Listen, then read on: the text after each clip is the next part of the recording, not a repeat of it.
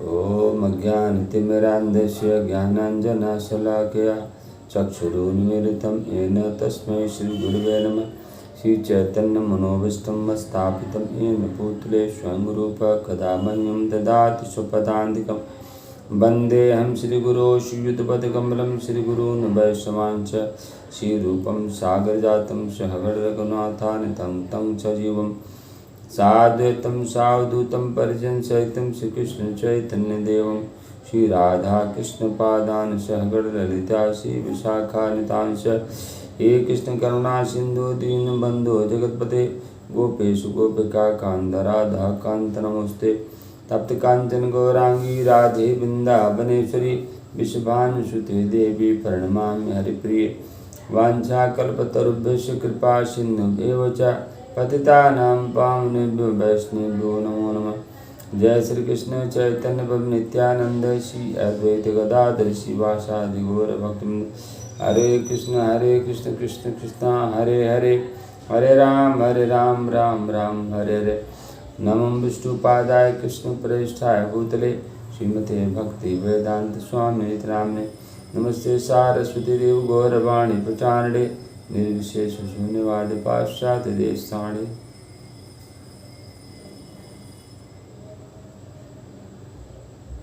नारायणं नमस्कृतं नरं चैव नरोत्तमं देवीं सरस्वतीं व्यासं ततो जयमुदीरयेत्। नशप्रायेषु भद्रेषु नित्यं भागवत सेवया भगवदुत्तम श्लोके भक्तिर्भवतु।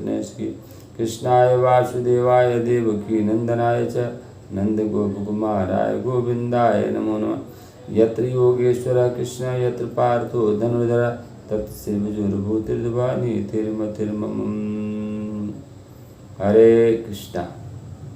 श्रीमद् भगवद गीता यथारूप कृष्ण कृपा मूर्ति श्रीमद् AC भक्तिवेदांत स्वामी शील प्रभुपाद जी के अंतर्राष्ट्रीय कृष्ण भावनामृत संघ में अध्याय 3 कर्म योग श्लोक संख्या 1 से 6 तक प्रकाश डालना है। अर्जुनवाच जायसी चेत कर्मणः ते मता बुद्धि जनार्दन तत्किं कर्मणि घोरे मान योजयसि केशव। अर्जुन ने कहा, हे जनार्दन, हे केशव, यदि आप बुद्धि को सकाम कर्म से श्रेष्ठ समझते हो तो फिर आप मुझे इस घोर युद्ध में क्यों लगाना चाहते हो। श्रील प्रभुपाद जी अपने तात्पर्य में लिखते हैं कि अर्जुन को संसार के शोक सागर से उबारने के उद्देश्य से आत्मा के स्वरूप विशद वर्णन किया है और आत्म साक्षात्कार के जिस मार्ग की संस्तुति की गई है बुद्धि योग या कृष्ण भावनामृत। कभी कभी कृष्ण भावनामृत को भूल से जड़ता समझ लिया जाता है। ऐसी भ्रांत धारणा वाला मनुष्य भगवान कृष्ण के नाम जप द्वारा पूर्णतया कृष्ण भावना भावित होने के लिए प्रायः एकांत स्थान में चला जाता है, किंतु कृष्ण भावनामृत दर्शन में प्रशिक्षित हुए बिना एकांत स्थान में श्री कृष्ण का नाम जप करना ठीक नहीं है। इससे अबोध जनता से केवल सस्ती प्रशंसा प्राप्त होती है। अर्जुन को भी कृष्ण भावनामृत या बुद्धि योग ऐसा लगा मानो वह सक्रिय जीवन से संन्यास लेकर एकांत स्थान में तपस्या का अभ्यास हो। वह कृष्ण भावनामृत को बहाना बनाकर चातुर्यपूर्वक युद्ध से जी छुड़ाना चाहता था, किंतु एक निश्चित शिष्य होने के नाते उसने यह बात अपने गुरु के समक्ष और श्री कृष्ण के सर्वोत्तम कार्यविधि के विषय में प्रश्न किया। उत्तर में श्री भगवान ने 3 अध्याय में कर्म योग अर्थात कृष्ण भावना भावित कर्म की विस्तृत व्याख्या की। व्यामिश्रेण इव वाक्येन बुद्धिं मोहयसीव मे तदेकं वद निश्चित्य येन श्रेयो अहम अप्रियायम्। आपके व्यामिश्रित उपदेशों से मेरी बुद्धि मोहित हो गई है, अतः कृपा करके निश्चय पूर्वक मुझे बताएं कि इनमें से मेरे लिए क्या सर्वाधिक श्रेष्ठकर होगा। प्रभुपाद जी अपने तात्पर्य में लिखते हैं, भगवत गीता के उपक्रम के रूप में सांख्य योग, बुद्धि योग, बुद्धि द्वारा इंद्रिय निग्रह, निष्काम कर्म योग तथा नवदीक्षित की स्थिति जैसे विभिन्न मार्गों का वर्णन किया है, किंतु उसमें तारतम्य नहीं है। कर्म करने तथा उलझनों समझने के लिए मार्ग की अधिक व्यवस्थित रूपरेखा की आवश्यकता होगी। अतः अर्जुन इन भ्रामक विषयों को स्पष्ट कर लेना चाहता है, इससे सामान्य मनुष्य बिना किसी भ्रम से उनको स्वीकार कर सके। यद्यपि श्री कृष्ण वाक् चातुर्य से अर्जुन को चकराना नहीं चाहते थे, किंतु अर्जुन यह नहीं समझ सका कि कृष्ण भावनामृत क्या है, जड़ता है या सक्रिय सेवा। दूसरे शब्दों में अपने प्रश्नों से वह उन समशिष्यों के लिए जो भगवद गीता के रहस्य को समझना चाहते हैं कृष्ण भावनामृत का मार्ग प्रशस्त कर रहा है। श्री भगवान वाच लोके अस्मिन् द्विविधा निष्ठा पुरा प्रोक्ता मया नघ ज्ञान योगेन सांख्यानां कर्म योगेन योगिनां।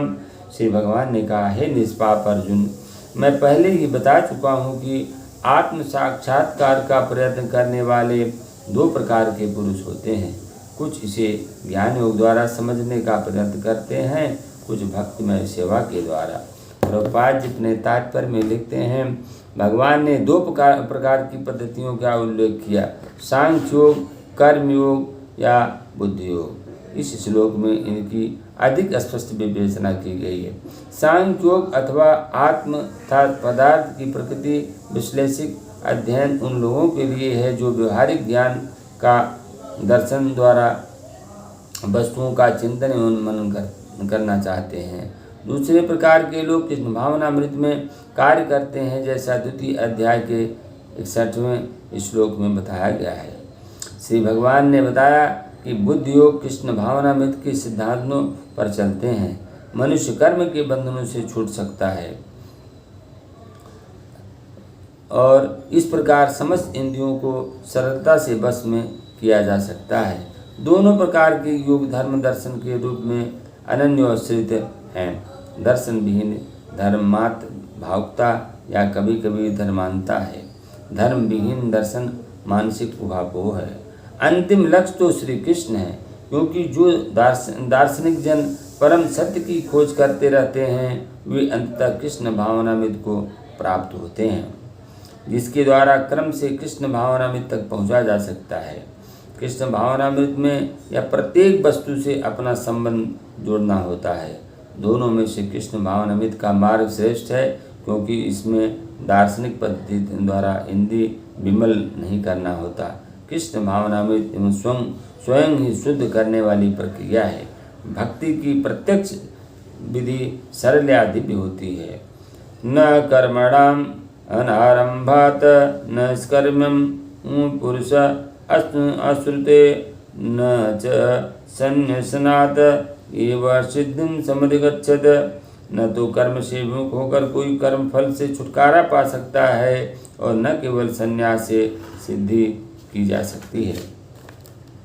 प्रभुपाद अपने तात्पर्य में लिखते हैं, भौतिकतावादी मनुष्य के हृदय को विमल करने के लिए जिन कर्मों का विधान किया गया है उनके द्वारा शुद्ध हुआ मनुष्य ही संन्यास ग्रहण कर सकता है। शुद्धि के बिना अनायास संन्यास ग्रहण करने से सफलता नहीं मिल पाती। ज्ञान योगियों के अनुसार संन्यास ग्रहण करने अथवा सकाम कर्म से विरत होने से ही मनुष्य नारायण के समान हो जाता है, किंतु भगवान श्री कृष्ण इस मत का अनुमोदन नहीं करते। हृदय की शुद्धि के बिना संन्यास सामाजिक व्यवस्था में उत्पात उत्पन्न करता है। दूसरी ओर यदि कोई नियत कर्मों को न करके श्री भगवान की दिव्य सेवा करता है तो वह उस मार्ग से जो कुछ भी उन्नत करता है उसे श्री भगवान स्वीकार कर लेते हैं।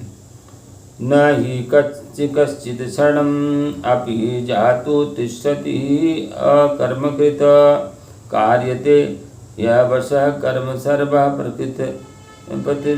प्रतिजिद्गुणैः। प्रत्येक व्यक्ति को प्रकृति से अर्जित गुणों के अनुसार विवश होकर कर्म करना पड़ता है, अतः कोई भी एक क्षण भर के लिए भी बिना कर्म किए नहीं रह सकता। प्रभुपाद जी तात्पर्य में लिखते हैं, यह देहधारी जीवन का प्रश्न नहीं है, अपितु आत्मा का यह स्वभाव है कि वह सदैव सक्रिय रहता है। आत्मा की अनुपस्थिति में भौतिक शरीर हिल भी नहीं सकता। वह शरीर मृत वाहन के समान है जो आत्मा द्वारा चालित होता है, क्योंकि आत्मा सदैव गतिशील रहता है। वह एक क्षण के लिए भी नहीं रुक सकता। अतः आत्मा को कृष्ण भावनामृत के सत्कर्म में प्रवृत्त रखना चाहिए, अन्यथा वह माया द्वारा शासित कार्यों में प्रवृत्त होता रहेगा। माया के संसर्ग में आकर आत्मा भौतिक गुण प्राप्त कर लेता है। आत्मा को ऐसे आकर्षण से शुद्ध करने के लिए यह आवश्यक है कि शास्त्रों द्वारा आदिष्ट कर्मों में इसे संलग्न रखा जाए। किंतु यदि आत्मा कृष्ण भावनामृत के अपने स्वाभाविक कर्म में निरत रहता है तो वह जो भी करता है उसके लिए कल्याणप्रद होता है। यदि कोई कृष्ण भावनामृत अंगीकार कर लेता है तो भले ही वह शास्त्र अनुमोदित कर्मों को न करे अथवा ठीक से भक्ति न करे, और चाहे वह पतित हो जाए, इसमें उसकी हानि या बुराई नहीं होगी। किंतु यदि वह शास्त्र अनुमोदित सारे कार्य करे, कृष्ण भावना भावित न हो, तो ये सारे कार्य किस लाभ के। अतः कृष्ण भावनामृत के स्तर तक पहुँचने के लिए शुद्धिकरण की प्रक्रिया आवश्यक है। अतएव संन्यास या कोई शुद्धिकारी पद्धति कृष्ण भावनामृत के चरम लक्ष्य को पहुँचने में सहायता देने के लिए है, क्योंकि उसके बिना सब कुछ व्यर्थ है। कर्म इंद्रियाणि संयम्य य आस्ते मनसा स्मरन् इंद्रियार्थान विमूढ़ात्मा मिथ्याचार स उच्यते। जो कर्म इंद्रियों को बस में तो करता है, किंतु जिसका मन इंद्रिय विषयों का चिंतन करते रहता है वह निश्चित रूप से स्वयं को धोखा देता है और मिथ्याचारी कहलाता है। तात्पर्य में प्रभुपाद जी लिखते हैं, ऐसे अनेक मिथ्याचारी व्यक्ति होते हैं जो कृष्ण भावनामृत में कार्य तो नहीं करते किंतु ध्यान का दिखावा करते हैं, जबकि वास्तव में वे मन में इंद्रिय भोग का चिंतन करते रहते हैं। ऐसे लोग अपने अबोध शिष्यों को बहकाने के लिए शुष्क दर्शन के विषय में भी व्याख्यान दे सकते हैं, किंतु इस श्लोक के अनुसार वे सबसे बड़े धूर्त हैं। इंद्रिय सुख के लिए किसी भी आश्रम में रहकर कर्म किया जा सकता है, किंतु यदि कुछ विशिष्ट पद का उपयोग विधि विधानों के पालन में किया जाए तो व्यक्ति की क्रमशः आत्मशुद्धि हो सकती है। किंतु जो अपने को योगी बताते हैं, इंद्रिय तृप्ति के विषय की खोज में लगा रहता है, वह सबसे बड़ा धूर्त है। भले ही वह कभी कभी दर्शन का उपदेश क्यों न दे, इसका ज्ञान व्यर्थ है, क्योंकि ऐसे पापी पुरुष के ज्ञान के सारे फल श्री भगवान की माया द्वारा हर लिए जाते हैं। ऐसे धूर्त का चित्त सदैव अशुद्ध रहता है, अतएव उसके योगिक ध्यान का कोई अर्थ नहीं होता है। श्रील प्रभुपाद जी महाराज की जय।